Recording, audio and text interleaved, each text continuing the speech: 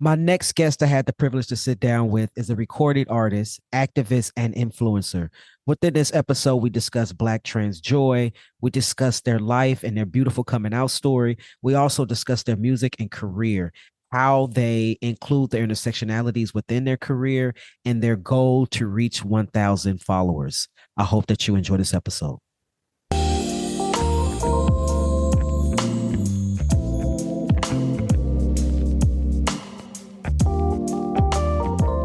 Hello and welcome to Dem Bois Podcast. I'm your host, Sean Aaron, he, him, his, and I will be your guide throughout this journey on the show.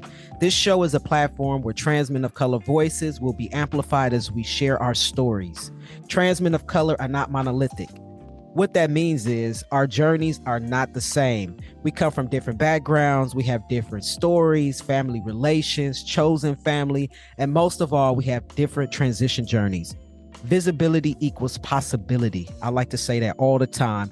We like to highlight on this show trans men of color businesses and entrepreneurs, parents, athletes, survivors, and many other issues and topics that are relatable to trans men of color in our existence. Dem Bois Podcast is not only a platform to amplify our voices, but to raise awareness and conversation around our lived experiences. So thank you for tuning in. Thank you for supporting, listening, and sharing the show.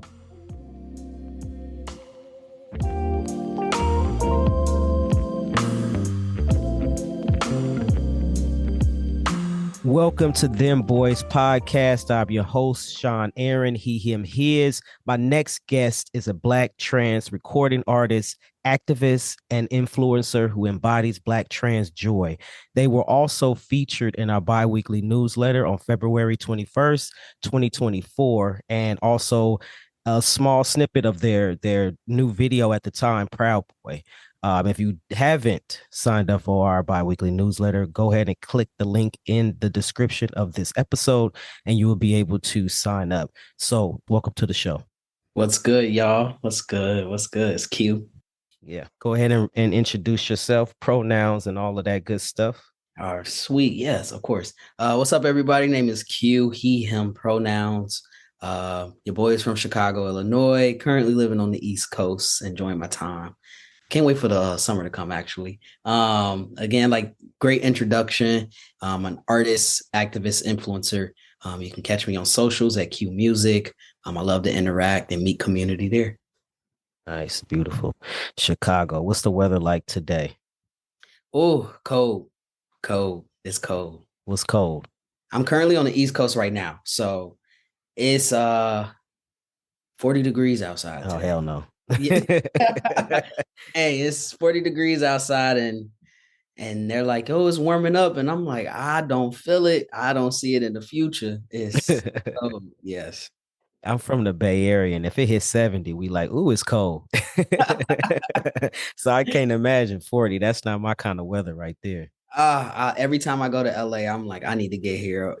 I haven't been to the Bay Area yet. I need to hit the Bay Area. I heard it's beautiful.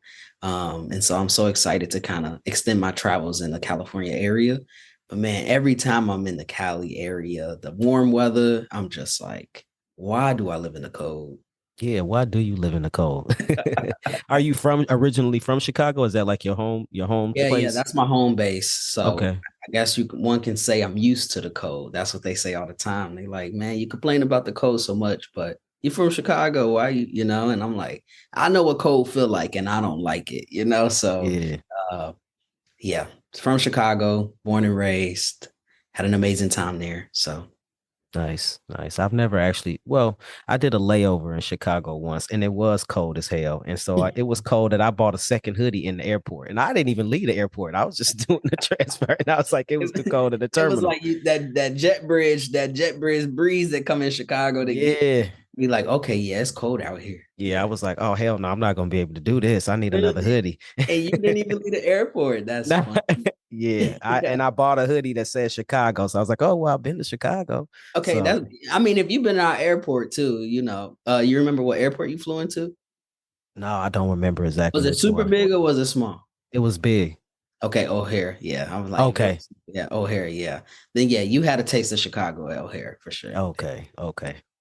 Maybe one day I'll visit, but when it's warm, not cold. Me and cold weather don't get along at all. Yeah. Summertime shy is the time to go. It's definitely the time to go. Nice. So the name Q, how did that name choose you?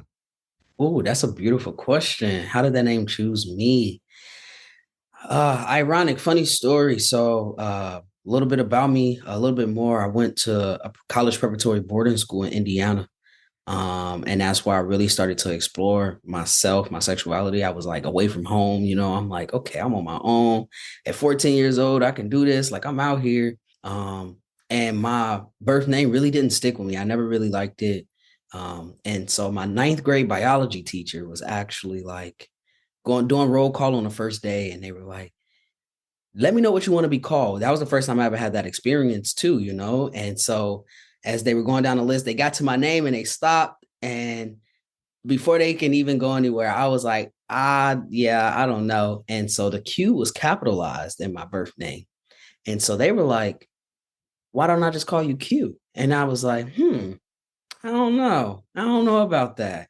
But we can rock with it for right now because it's way better than, you know, what I like at this moment. And so a couple of weeks later, I'm just writing Q on the paper, just the letter Q. And I'm like, dang, I don't know if I really like just the letter Q. And so just looked up and I was like, okay, I can spell it Cuee. Okay, okay. And so that's kind of how it came about, just birth in biology class, ninth grade biology class. My teacher was just like, y'all let me know what you want to be called. And so that was a good experience. And ever since then, I haven't turned back. It's kind of ironic that it was in biology class, right? In the study of biology, and that's kind of like how you were formed. That's actually kind of beautiful. Yeah. I look back at that moment and I'm like, she knew things I did not know. And that was a beautiful experience and very affirming experience too, I would say. Definitely. So how did you get to boarding school though, if you mind sharing? Yeah, that's great. I just explained this to somebody else who didn't know I went to boarding school. When I was in eighth grade, I was kind of taking some classes at our local high school. And basically the principal went to my mom and was like, he's going to graduate at the age of 15 if he continues to go to this high school. And that's kind of early to be going off to college, 15, 16-year-old going off to college.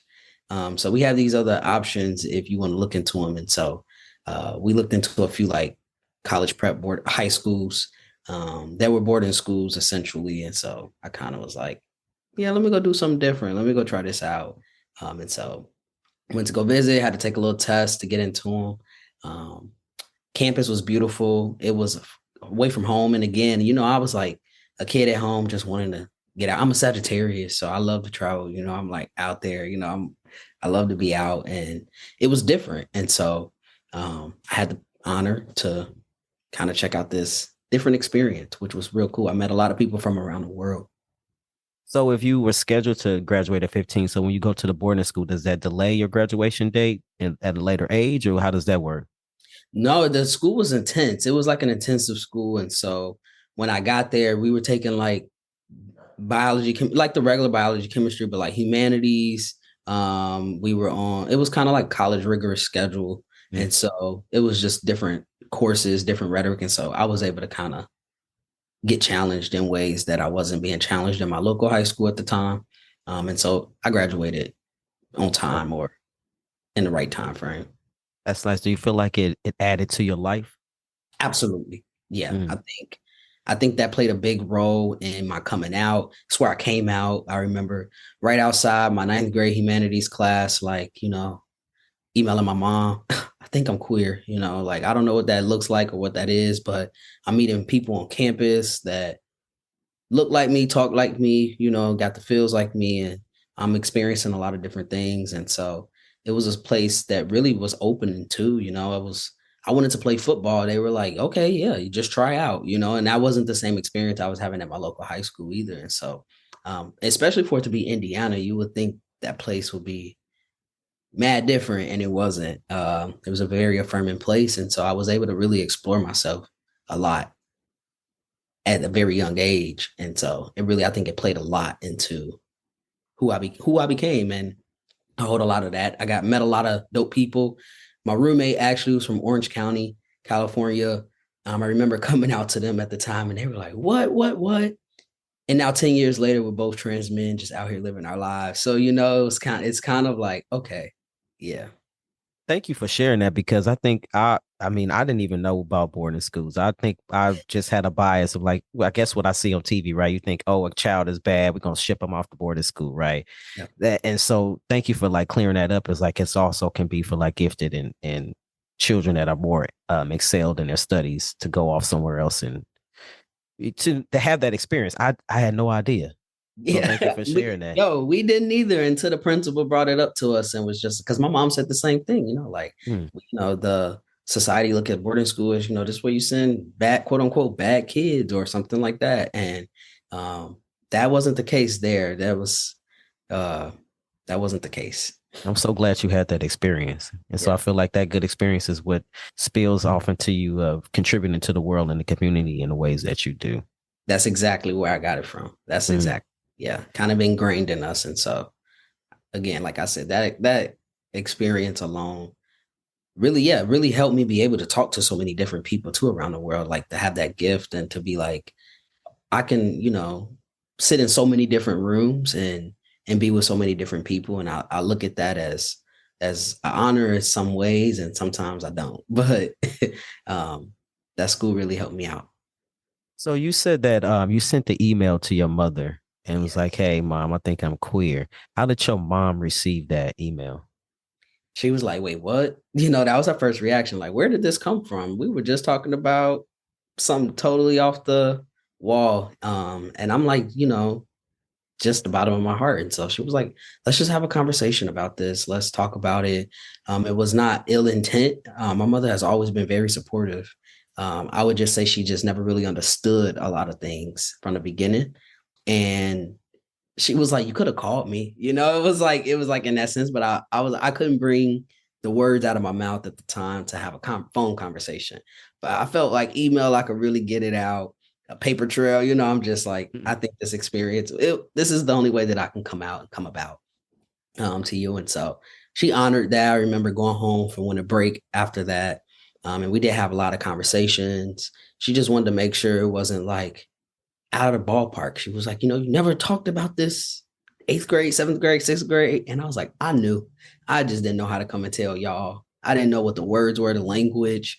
But now I'm in these classes learning all of this stuff. And I'm like, oh, dang, I really fit in with that. And at the time, I didn't even really know what trans was or what transgender was either. And so I still wasn't identifying as trans at the time, but more of a dominant stud, like was a stud. I'm like, okay, this is me. And so that's when my journey really started with that email. I wouldn't have never thought of sending an email. I love that. I'm I like, why know. you didn't call? Yeah. But sometimes writing is much better for people to communicate than it is to just speak it out, right? Yeah, I'm like, because I would have got nervous, probably wouldn't have even got it out. I got on the phone with you, heard your voice. Like, I don't know what would have happened, but I felt the courage. I was outside that humanities class, just like, all right. Send, close the laptop, let me go to class, and then, get out of class to an email like, wait, what? And that's a way that me and my mom communicated a lot too, because you couldn't really talk on the phone during the day at the school. And so we would send emails to each other all day. So for me, I'm like, this is the way we communicate. So it didn't seem too out of place. That's actually a good way, because then you don't have to worry about somebody cutting you off or not letting you get your thought process out, right? So it's like I can put everything I want to say here, I can delete it and then change it, but once it come out your mouth, you can't change that. And like my mom always say, you can't unhear what you heard. Exactly. So it's able you able to proofread it, you able to get everything out you need to get out. And then you Yeah. can close it up and be like, oh, I don't even want to hear your response right now. I can wait to 2 days if I really want to. You know what I'm saying? Until I'm ready to Exactly. see what you're gonna say. Yeah. Yeah, I love that. Because it put me in control of it. Would you give advice to somebody else that's listening to take that course of action to email a family member if they need to? Absolutely. I've said that to people already in the past. Like people come out to me and they're like, how do I come out to my parents? I'm like, yo, if you can't have a face-to-face conversation, if calling them is giving you jitters in your stomach, write them a letter, write them an email, mail it to them, even if you're living in the same house. and just open up that door in ways that's different. There's all these forms of communication out there, and we should utilize them. It doesn't have to really be like that face-to-face conversation. They may come back to you and be like, why you just didn't come and tell me? And you let them know, be real, why you really didn't, or why you sent that letter, And like I told my mom, I felt like this was the perfect communication for me.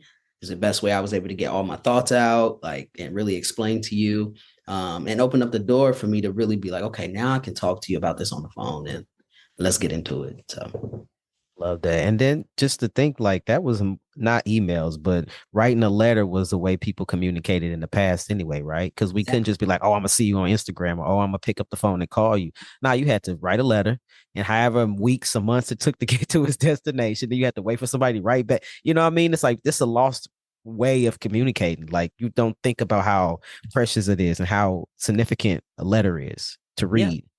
and it feels good too. Letters feel good. It's like memories. Like you have letters, and that's something you can always go back on. A conversation, you just have what you heard and what your memory is of that conversation. Right. Whereas you can't really deter too much of like we still have that email. My mom forwarded it to me a couple of like years ago. She was like, wow, you remember this email? And so it was kind of like, yeah, um, it's always there. And so it was a moment. I didn't think through all of that at the time I was sending it like that. But now that I look back on that moment, I'm like, that was significant in my journey. It was something that I never forget either. It's like the coming out story, mine was an email to my parents. So That's beautiful. yeah. It is that's beautiful. So how does your mom feel about you now? Obviously that you've evolved, right? And not just being a stud or a masculine woman, but now it's like, hey, I'm a trans person. So how is you and your mother's relationship now? Oh, my mom was like, I got two sons. Like, I love it here. I remember I texted her this time around. I'm like, yo, I think I'm trans. And now I'm thinking it's because I don't really like talking on the phone in general. So I'm like, okay, maybe that's the thing. Now that I'm thinking through our conversation that we having right now, I texted my mom and I said, I think I'm trans. This is what I feel. I actually want to start taking medicine, hormone replacement therapy. She just had questions about that, like what is it gonna do to you? How you gonna feel? But her first response to me saying that was, "Now that sounds about right." That's exactly what she said, and she was like, "To be honest, when you came out as like queer stud, she was like, it still wasn't hitting me right. It was I couldn't put my finger on what that really was." But when you told me that, she said, that hit. That I can understand that. Thank you for telling me. I love you. And like, what we got to do. And so it was a cool experience. I love that. So how did that make you feel for her to receive you in that way? I was shocked. I was like, oh, okay. All right. Maybe she knew before I knew, and just didn't have the language. But it made me feel like no matter who's against me in this world, I got my mom, and so I think that is what helped really build the confidence and instill the confidence in me, because I'm like, I got my backbone with me, and she rocking and I'm rolling, and so we doing great. I say that all the time, like on the show. Like if somebody had the love and the support from their family, who gives a fuck what the world gonna say? You care less what somebody up the block say, what somebody online say. Like my mama love me, so who cares, right? That's how I felt. I'm like, my mama love me, so Yeah, my brother that's was so. like, oh, I already knew. Like when we used to play sports in this, you always used to be like, and so my brother knew from the get-go. I was like, so for him, he was like, I'm proud of you for coming out. I'm proud of you for like claiming it. And the only person that really struggled a lot with it was my dad, and he just had to let go of who I was. It was like that daddy's girl thing, and I'm like, man, we can still rock. We still, nothing changed except for my appearance, and you call it and making sure you get my pronouns right. And so other than that, he hasn't disowned me or like not loved me, or he didn't do any of that. And my stepdad was in it like butter. He was just like, yeah, this Uh, makes sense. He was always in the garage with me doing the things, and man. And so he tells everybody, he's out there. He's proud about it. Sharing my music videos. He a great DJ and stuff. And he's like, man, I love playing. So I feel supported. that's what's up. I love to hear that, and I just want to name that how much of a privilege that is, right? Because so many trans folks And so many trans folks are existing and will never get that. So Bro, I have some really close friends who complete opposite experience than what I have. And I hold so much space and empathy for them because one, I can always say I can't imagine because I didn't have that experience, but like I do realize how privileged it is to have a supportive backbone family system. yeah, it just helps out a lot, and it shows right in the way that you communicate and how confident you are in your communication and who it helps you with your development as a person, right? And if you have support and love from your family, I didn't have that. My mom is starting to get her shit together these days, but beginning, I didn't have none of that, right? And most of my love and support came from complete strangers. Mm. And I was grateful for the strangers that carried me, literally carried me. And that helped me through to be where I am today. But now my mom, she trying, it's a difference between before and now. Like I can look at my mom and I can see that she loves her child. She may not understand everything of who I am as a trans man, but she's like, this is my child and I love my child. And I Yeah. and I actually can feel that and sense that and see it when she talked to me now, than I could before. And that's so it just makes so much difference. I tread lightly because of all the trauma from our previous Mhm. interactions. But to see it now, it's like it's a beautiful thing. Hey, this is Sean Aaron. I'm the founder and executive director of Dem Bois Inc. I am also the host of Dem Bois Podcast. As you may know, Dem Bois provides financial assistance to trans men of color in order for them to obtain gender affirming surgery. We have great news. We're currently looking for volunteers to help support our programs. Our programs include our gender affirming surgery grant program and also our personal care package program. We personally curate packages filled with personal hygiene items. Just to name a few, things like tissue, soap, towels, toothpaste, and toothbrushes. We mail them out to trans men of color across the country who may be in need of help caring for their personal hygiene needs. We are looking for volunteers to help raise funds to support our programs. Also, we're looking for someone locally to the Bay Area to help us put all of the care packages together. If our mission is something that resonates with you and you would like to help support our work, just let us know.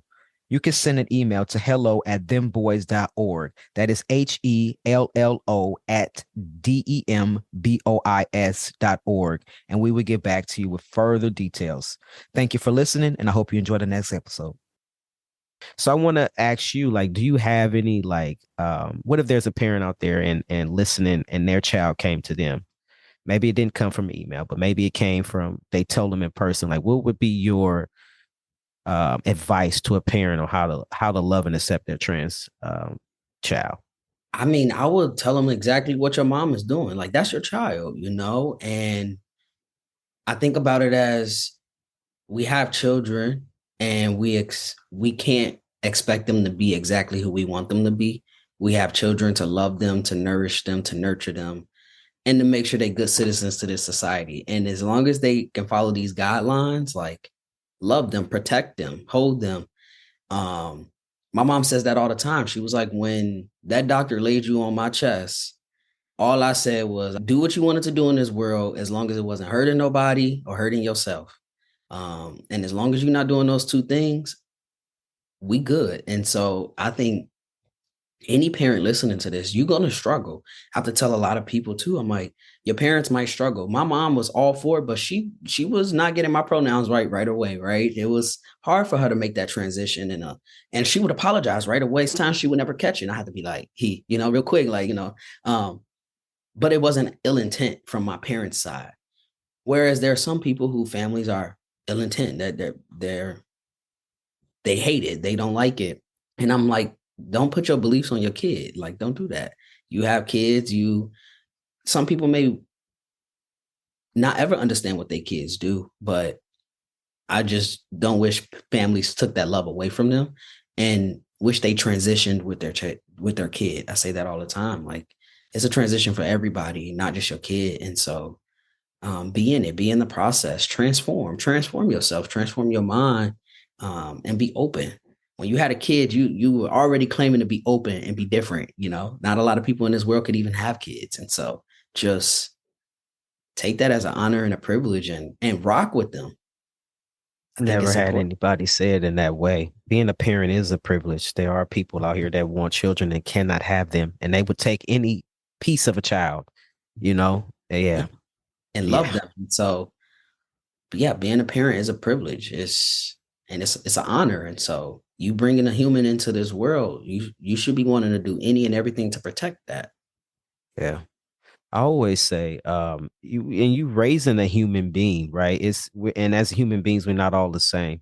And so you just like you said, you want to raise somebody to be a successful adult, whatever success means to them. Adult and don't cause harm to other people. This is just general, right? And but they're gonna be their own person regardless, right? You might like a certain food, but that don't mean your child is gonna like a certain food, right?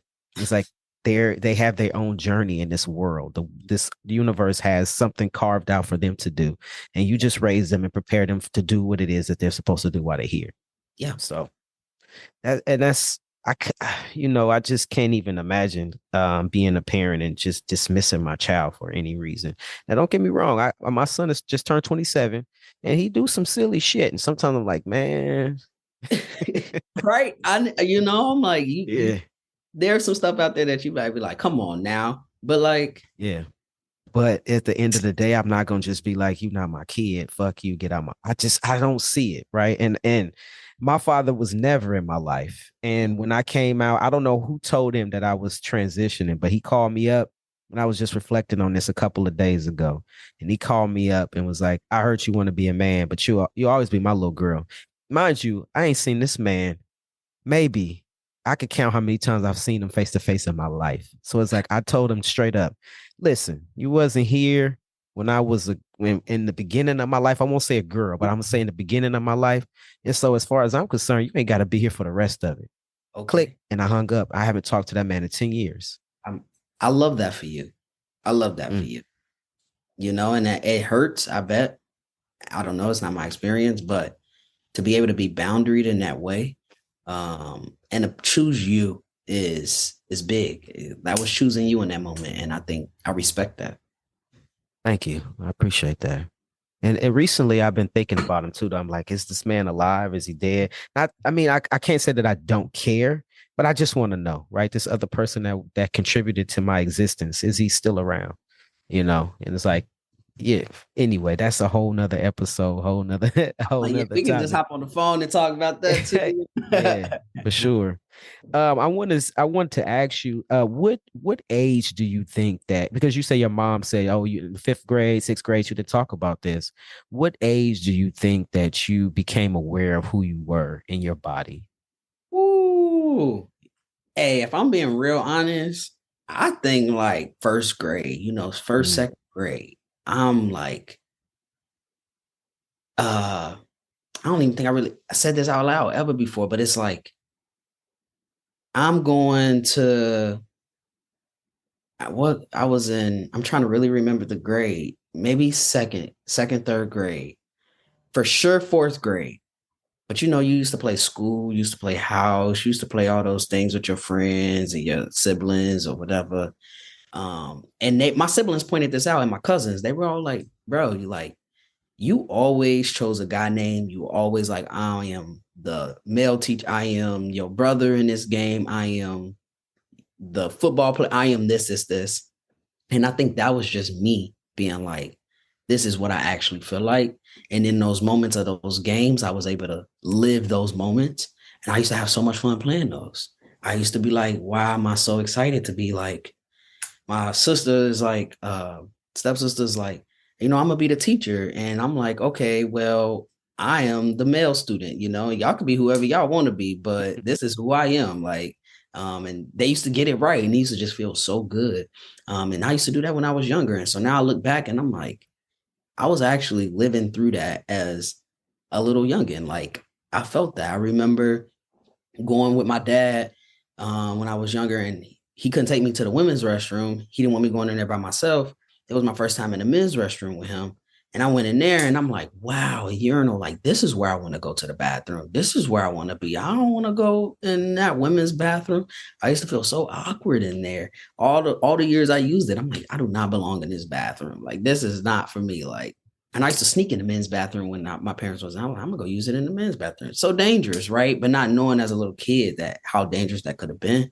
Um, but yeah, I knew when I was young. I knew when I was young. And then as I got older, I was able to like live through it. I was in high school, uh, just wearing boxers, like doing everything that I could do because I was on my own. I was solo. So I was like, I'm gonna change everything I can in this moment. And so I was doing all of these things, not connecting that with transness either, because I didn't have the language at the time until I got to college and I met my first trans friend. And then I'm like, oh hell, okay, that's it, you know? And so that was the experience, the timeline.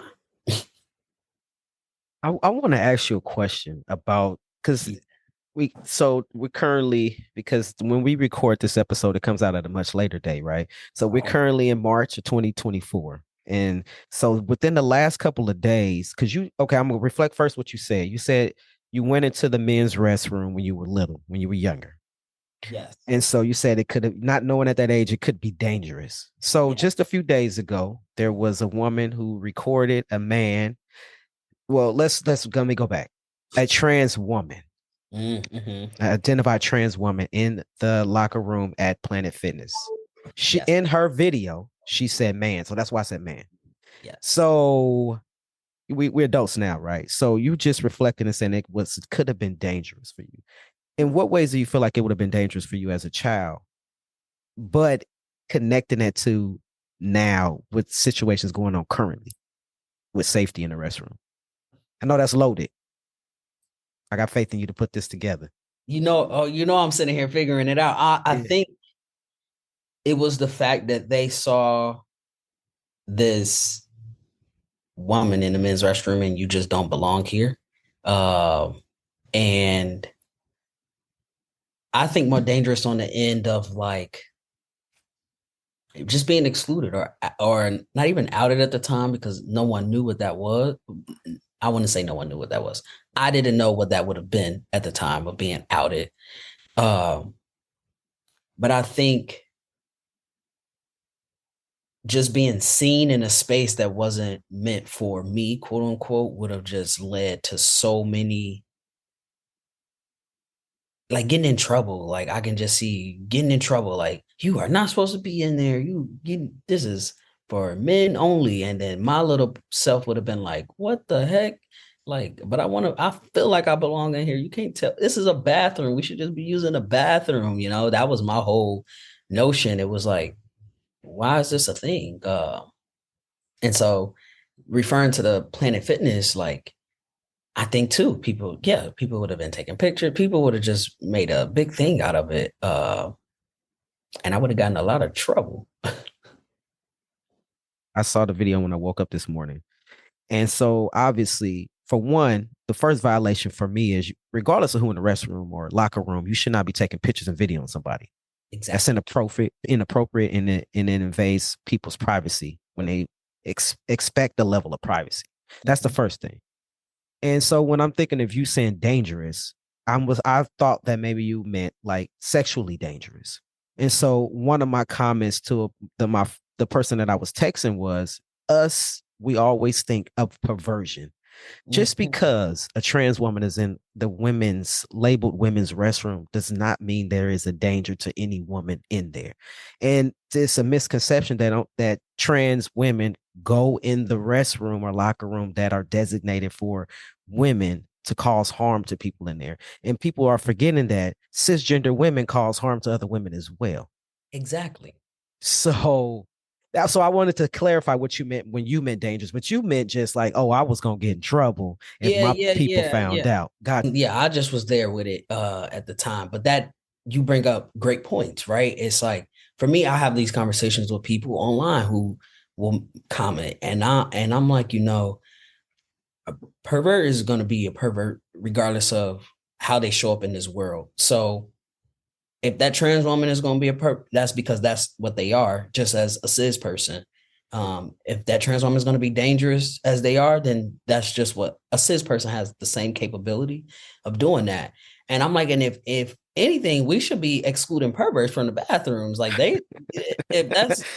if we're gonna just boil down to it, because that is the issue at hand, right? It has nothing to do with gender, sexual, or is that, and I'm like, that's your excuse to be transphobic. That's your excuse, Yes. your gateway into it, when we don't really want to have the actual and real conversation about who's causing harm in these bathrooms and why our mind is going there. And why are we equating transness to perversion, which that is problematic in so many ways. Absolutely. Thank you. You're welcome. For summing all that up. I appreciate that. And I also think, like, most of the time, and I would probably say a lot of the time, people just want to go in the bathroom, just like me and you, just want to go in the bathroom. I might want to get something out of my fucking teeth. I want to go pee. I want to go shit. Probably not in public, but most likely I'm going to do what the bathroom is designated for. We all have to relieve ourselves, fix our clothes, tuck in our shirt, whatever, right? Wipe off your little perspiration or whatever the case may be. 90 and go in the bathroom, mind your damn business, and get out. Like, I don't understand why we so caught up in what people doing in the bathroom, specifically trans people in the bathroom. Because I'm like, 9 times out of 10, we in the bathrooms hurrying up, trying to use it, get out. We not frolicking in there and talking and doing all the things in there like that. Like, that is not a space for us that we feel like we can do those things too. Right. So that just doesn't happen. And so, just leave us be, let us go to the bathroom.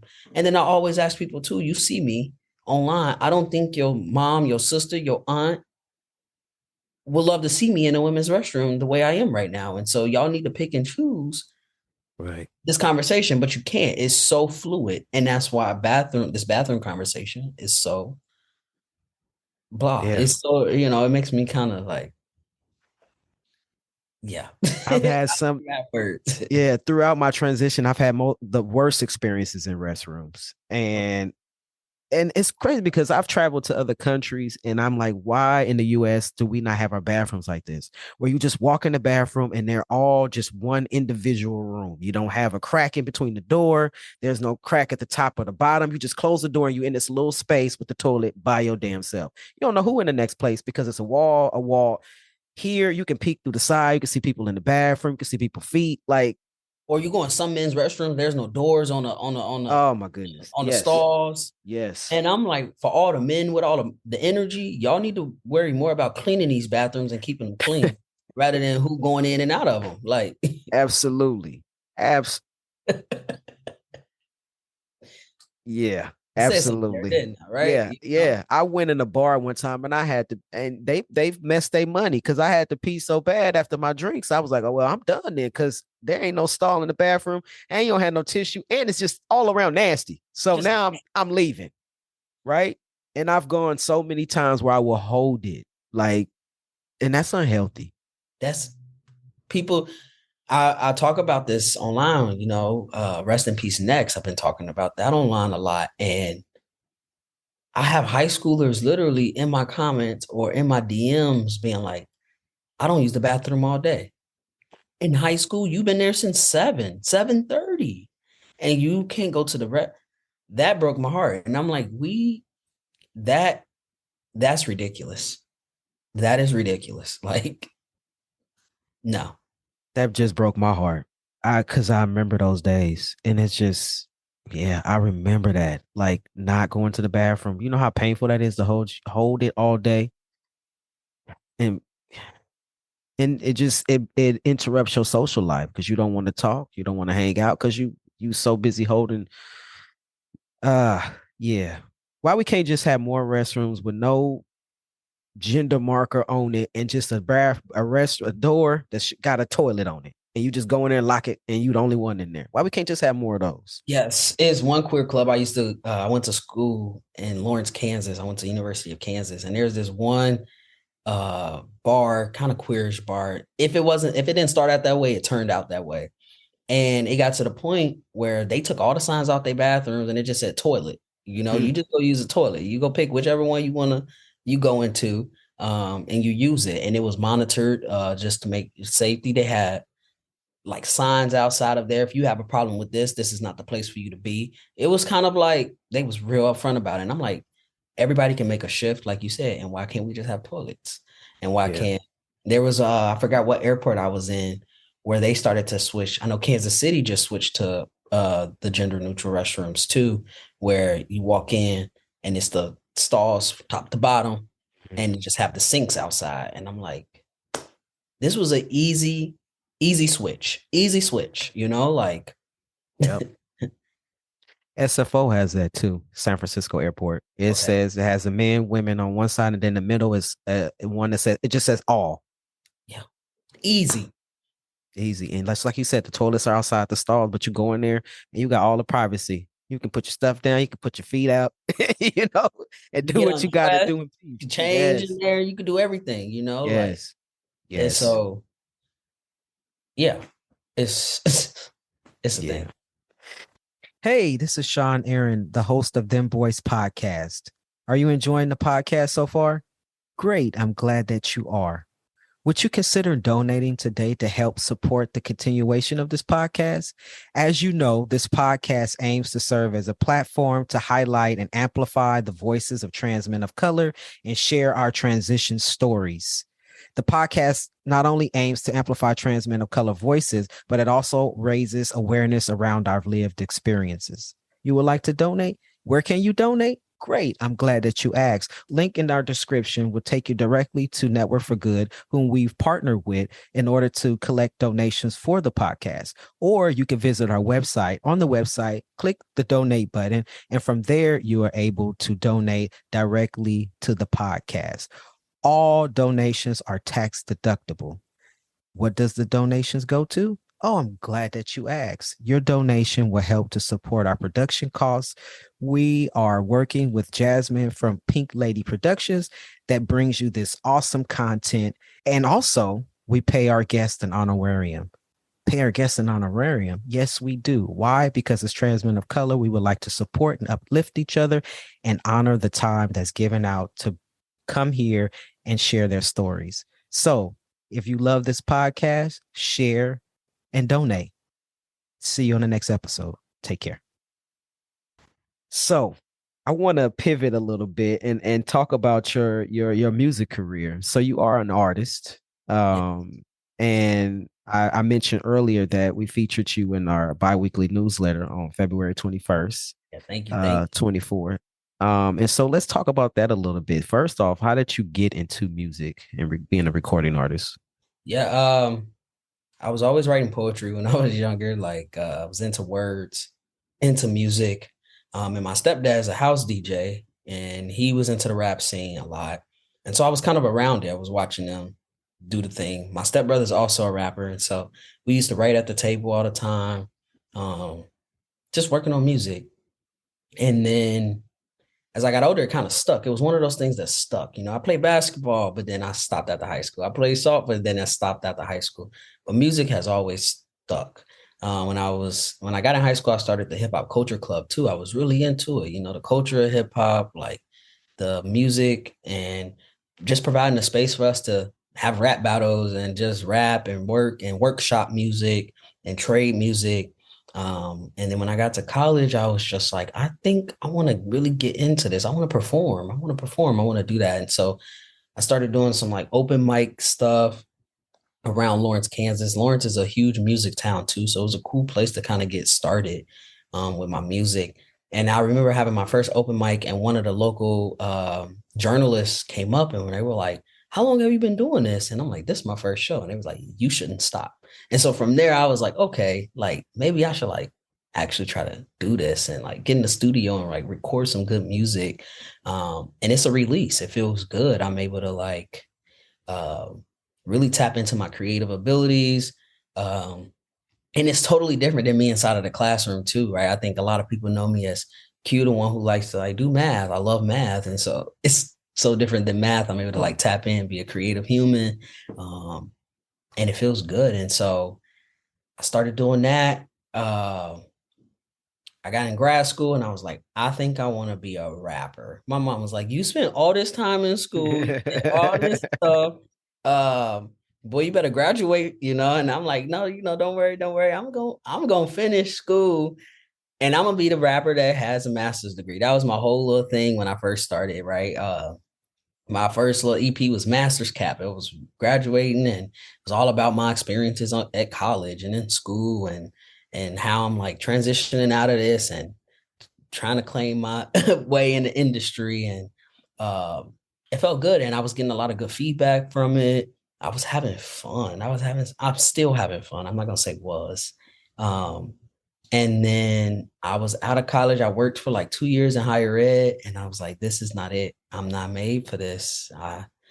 I'm going to work here, but I'm leaving and going to spend 6, 7 hours doing music studio stuff. And so this is what I want to do. And so I focused on it real hardcore and made that flip full-time artist. And I was just like, I just got to do it. I just got to do it. And once I kind of claimed that for myself and really dove into it, I started seeing the benefits of it. And don't trust me, it's hard. It's hard being a full-time artist. It don't pay all the bills as much as you wanted to. You have some good seasons, some off seasons, but I'm so happy I made that switch and I love it.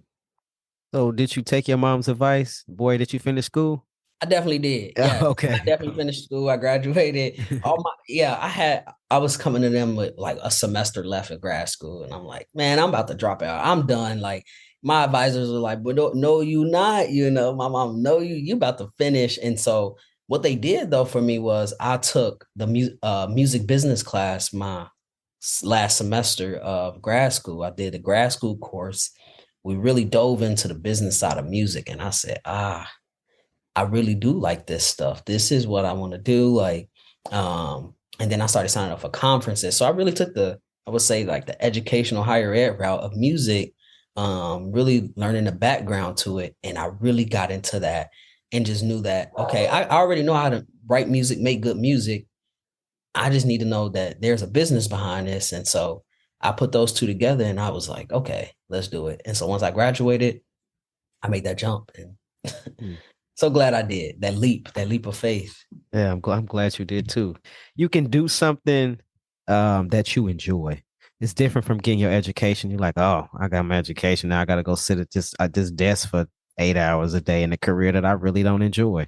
Exactly. Right. It's, not too many people can have careers that they really enjoy.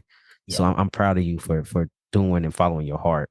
Thank you. Yes. Yeah. I wouldn't have known any other way. I always kind of follow my heart and I see good results from doing that. I tell people it seems scary, but when you follow your heart, it's for you. It's for you. Yeah, for sure. So I want to ask, how do you bring all your intersectionalities into your music? Great question. That's a great question. I write my own stuff. I'm kind of like, I'm so authentic. That's what I hear a lot. You're really authentic into what you do. And so I'm like, I am a Black trans man that had so many different privileges growing up. So I can connect with this. But I also was like, just my parents were divorced, solely almost raised by my mom, and so I'm like, okay, I had that a little bit. But how do I tell the world about this? And how do I connect with more people who may be going through what I'm going through? And as I create more music, I'm like, there's a lot of us. There's a lot of community out there that need this music, that need that feel good music, and uplifting music, and to let them know that, hey, we exist. And while life may not always feel good for us, there is some trans joy in there. And so that started the whole Black trans joy and me embodying that because that's how I kind of live. So you like to call your followers cuties. You can explain what is a cutie? A cutie is LGBTQ plus ally, supporter of Q, who also walks and lives through this world confidently. And even if they're not there yet, they join the cutie community to get there. It's a networking vibe. It's a space. It's kind of an energy space. And I just love everyone has cute things about this cuteness, and so punny way to take my name and just put it on to other people. And like, I think people love to be called cute. I think no matter who they are, cute is Mm. you cute, and so um when I'm talking to them, it's always like, hey, cutie, it's like a, you know, admiration, and they feel good, and they're like, oh, I love being a cutie. You are a cutie, and so just was able to roll off of that and come up with a cool name. What if somebody says, let me just speak for myself. I'm saying, man, I'm a trans mask identified person. What if I don't like to be called a cutie? Like, does it apply to me too? Can I be a cutie as well? Yes, I want everybody to know that you Mm. could be the most macho man in on this planet, and you could still be a cutie. Words have the weight that you want them to hold. I tell people that all the time. Okay, so like, let go of whatever your connotation of cute is, and let it apply to you. It can fit. It will fit. I love that. Oh, I love that. And it's true, right? Because if you dig at somebody and they're like, oh, you cute, and then it changes you, right? You get that Yeah, blush I'm going. And like, you're like, the most macho man on the planet. You got your dream person mm, hitting you up, being like, "Oh, you cute." You gonna dig it. They ain't gotta say Mr. Handsome. This is it. Nah, if yeah, they said you cute, you gonna be feeling it. yeah. So I love that. So your goal is to reach 100,000 cuties. yes. So where are you with that goal? Uh, I think I'm doing pretty good. I am almost a quarter away to there. Okay. I don't have an end date to it too. So, I didn't give myself an end date of reaching these 100,000 cuties. I did say by the end of this year, but that was so loosely. That's like, I'm not holding myself to that. I just really want to genuinely meet 100,000 cuties on this planet. And I'm about a quarter of the way there. And so I think I might be able to get real close to that. And definitely by 2025, that's the goal. So how do you measure? You said a quarter of a way. How do you measure it? So my two main active spaces is Instagram and TikTok. And so I kind of just put those together. I'm pretty sure there are cuties who are not on those profiles, right? They're not cute on either one of those sites. So like my family members, they always like, when are you gonna make cutie merch? And I said, don't worry, it's on the way, And so I know I have people that's not even on those sites that are a part of this cutie Mm. club, what I call it. And so just measuring it by the amount of support I get, and it's just kind of a rough estimate. It's like, it's figure sense is what I call it. It's this thing kind of this a number that we put out there, and we were realistically probably will never know if it's 100,000. But Mm. when I feel like it's 100,000, then I'm gonna be celebrating. That's what's up. So what if somebody listen and say, you know what, I want to be a cutie. How can they become one? Oh, you could just hit me up. At Q Music. Follow me on any platform. I am on Twitter still, and Threads, and all of those places. YouTube, I count my YouTube subscribers. Yeah, just hit me up at qmusic.com. Got an email list. There's all different kinds of ways to connect with me. And I do my best to try to like connect with every single person. It's me behind the screens talking to people. I don't have people on my social media running that or doing all of those things. And so when people hit me up, I try my hardest to connect with each and every person. So when you get to 100,000, you're gonna be like, okay, you wipe your hands and you're like, okay, I'm done. I'm putting my career hat down. What happens when you reach that goal? Oh, we celebrating. We celebrating. We going hard. The 100,000 cuties, we going hard. They gonna be my core people. Our plan is to get way more than that, but I know that 100,000, that first 100K, we gonna be rocking, and those gonna be the individuals I know who were there in the beginning to watch this journey kind of hit. Right, I got like my first 5K, and I tell them they're like the super cutie club. Like they've been since the beginning before I even started making any motion, any traction. Like they've watched me transform, transition. And then this 100,000K gonna really watch me shine and like spread that joy and be that person. So what's next for you in your career? What are you working on right now? I'm working on releasing an EP at the end of March. So March 29th. I don't know when it's releasing. So if it's released, go listen to it. If not, prepare to listen to it. And then in June, I'm gonna hit the album. And I'm gonna hit a couple of Pride stages. So get active and perform. And my goal is just to perform and kind of meet everybody, meet a lot of people. In full transparency, I've applied for a few grants. I would really love to host a trans joy retreat with Mars Wright. and bringing a lot of trans people together in a space where we can exude joy. We can learn from each other, network, and be in community. And so that's one of my bigger goals on the educator, influencer side outside of my music. So are you currently collaborating with any other Black trans artists? Yeah, I just met Taz the Realist in where are they? Texas. We want to work on some music together. Father Venus, I met a couple of years back. And so we may do some things in the work. I also have a song with many producers. So he's not a technical artist, but he's a producer down in Atlanta. He produced me a track. And so I wrote on that, and that will be released on the album. And so I'm trying really hard to connect and make connections with so many Black trans men because we need each other. For sure. Father Venus was on a previous episode 44. Father Venus Ah, creating yes. space to promote change through music. So yeah, a wonderful person. Also listen to their music, also support Black trans artists.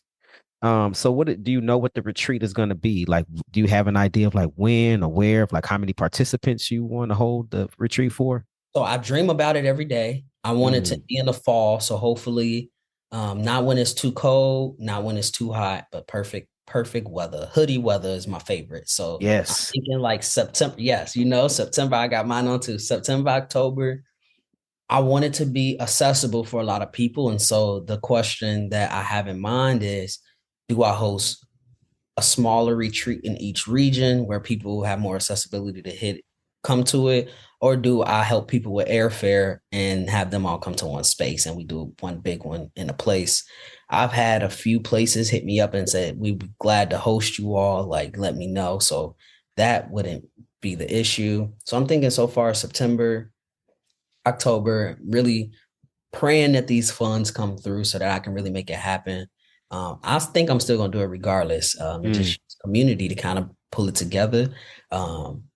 And it's gonna be a healing space. I have a couple of trans quote unquote elders that want to spend their time connecting with community, either offering different offerings to us, different services, have an art space, a healing space, and a joyous space.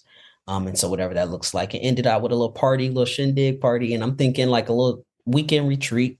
We all get in like a Thursday night, leave Sunday, kind of thing, and have a grand time together. so is this directed towards Black trans folks, or what's your the folks? What's the audience of this retreat? The audience in general is trans mask folks in the beginning. And I want to get us in community together. And for us to start having conversations about how we can show up in society and how we do show up in society. But I also don't want it to be limiting. I think that Mm, umbrella is so big that every time I think about that, I'm like, I think trans. I'm just like trans joy, and then been really talking with Mars Wright and collaborating with me. And he's not a Black trans man, and so then that will open up the door to so many different things and people to be able to participate. And so that is still in the works. And I'm like, this is the reason why I may have multiple, or may have, I hope this is not a one-time thing. I really hope that this is something that can be continued mm, because I know not everyone's going to be able to make that first one, but I want people to have the opportunity to be able to do something like this. I love that. I hope the funds come through for one, because it's so much easier to have somebody to support you, and all you got to do is roll with your plans, right?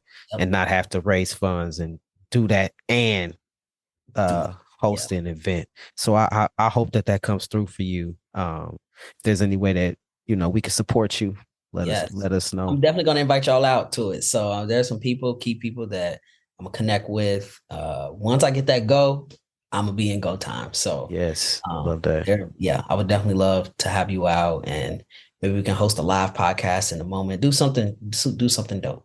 I love that. I'm definitely rooting for you. Thank you. So is there any like last minute thoughts or advice or anything you would like to say to folks that are listening? Whew. Y'all enjoy life, be yourself. The one thing that I think I roll with every day is my mother she told me all the time, I did not have you to please everybody. You wasn't born in this world to make everybody happy. And so do what you need to do with that. And so hold your head high and keep going. You're not going to make everybody happy in this world, and that's okay. The most important person to make happy is yourself. Thank you for that ending note. That's perfect. Yeah. So this is the part of the show where I love to ask my guest a random question. My list is forever growing. I'm on 40 questions now. So I want you to pick a number between 1 and 40, and I read you that question. But I would like to note that the question may or may not have anything to do with what we talked about today. So beautiful. I'm gonna go with lucky number 24. Number 24. Number 24 says, "What are you afraid of?" Oh, elevators and birds. You was you was ready. Did you know what 24 was? No, I didn't. But I don't fear much. But those two things count me out. Birds, just any bird. Any bird. Any parakeet. Bird. A chicken.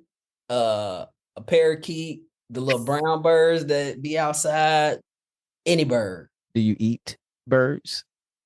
And are birds in your diet? Yeah, they are in my diet. Okay. They are in my diet. Okay. But I fear them. Okay. Elevators is a legit fear, I think. I mean, both of your fears are legit. I don't want to minimize your fears. They both are legit. Elevators are definitely scary because today I saw on TV some lady. Do you want me to tell you or no? Yeah, no, I want to know. So this is a firm why I don't ride them. Well, she didn't even get on the elevator. She missed it. The elevator never came to her floor. And I don't know if she was distracted, but she stepped into the thing and just dropped and fell straight down. Is she okay? She is alive. Yes, it just says she was injured. It didn't say it was fatal. Ooh. And I'm like, was she on the phone? Like, was she looking down texting and just walked into an empty space? But I'm like, just the fear of the elevator not coming at all and the doors just opening. Yeah. So yeah. I feel you with that fear. Yeah, So what do? You take the stairs or what? So what if where you gotta go is on the 60th floor? I'm gonna be one time when I get to that's my biggest fear with radio stations. A lot of them be on the top floor up there. So I don't know. They're gonna have to bring their gear downstairs or something. But meet me in the lobby with this recording. Yes, I'm like, my dad used to live on like the 12th floor of this condo building. I used to walk up every flight all the time. Ooh, you got good leg muscles and good leg strength then. My calves look great. I don't want to brag too much, but I do. My legs are strong. So is it because you're afraid of heights? Is that the connection too, or it's just elevators? Claustrophobic in ways, but it's just a fear of getting stuck on an elevator, not really elevate. Like, and the possibility is so high. I just freak out. I can't even step on them without being like, oh yeah, no, I'm good. Yeah. So I take the steps everywhere I go. I was just in New York and I had to stay at a hotel, and I swear I call the hotels all the time and I'm like, do y'all have to have a stair route because emergency. Right. Can I please be on the lowest level possible? Because I know New York, they'll try to pop you up on floor 30 and I'm good. I don't need to see the skyline view. I'm all right. It's okay. You could put me on the first few floors and that'd be a great experience for me. That'd be A-okay. I got you. We'll note it for you, sir. Thank you. I'll see y'all when I get there. My partner's like, you really call every time. Hey, that's legit. It's a fear. You say you want to make sure that you are accommodated when you go somewhere. Yes. So what would you do if you had to get in the elevator, but it was a bird in there? Just take me out.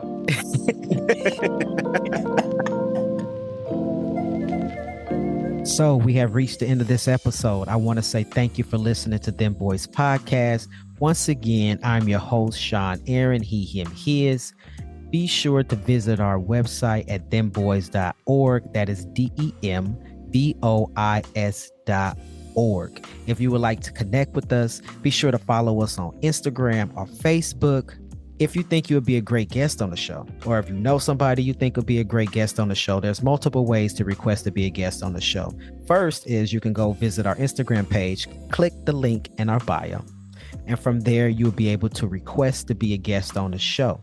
Or you can visit our website, click the programs tab up top, scroll down to podcast, click the podcast button, and from there on the podcast page, you'll be able to request to be a guest on the show. Yo, we need questions, y'all. If you have those burning questions, a question that you want to ask me or a future guest on the show, there's multiple ways that you can send in questions, right? So first, you can go to Instagram, DM us that question, or you can email us at hello@dembois.org. That's HELLO, like hi, at dembois.org. Be sure to like the show. Be sure to share this show out with your friends and other folks in your networks. So until next time, take care.